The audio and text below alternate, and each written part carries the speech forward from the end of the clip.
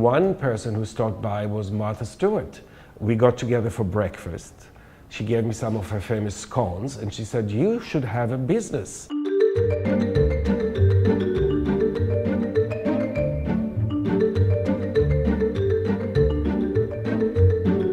It all started with the gelatin molds at my mother's kitchen, but I never thought about it as a career. I went to art school, then I became a modern dancer, and I would bring cakes to the crew at lunchtime because I like to bake. And the head designer at a China company saw those cakes and said, "Could you make a small wedding cake to show off our new collections, our new patterns for the season?" People would stop in the store asking not for the pearls, but for the cakes. Before I knew it, I was making cakes commercially.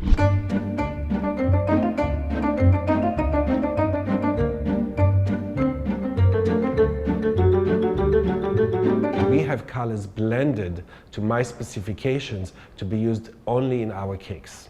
Endless possibilities. And that's how I look at every cake. Blank canvas, endless possibilities.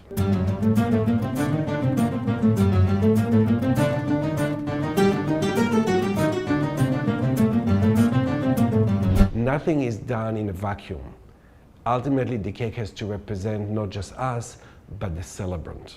I borrow through art books and I love visiting museums, and not just art museums, also fashion museums. So I would visit a museum just for shoes. Anything to open the mind. Wait, there's more. Nothing ever goes wrong with our cakes. They're all perfect. And I believe in unicorns and rainbows. So it's always a miracle for me that simple egg whites have been whipped, that the batter has risen, that the cake has come together and we deliver it on time. When you see the dough rise, when the batter rises in the pan, and that's life. It's always a miracle. It's always a spiritual process.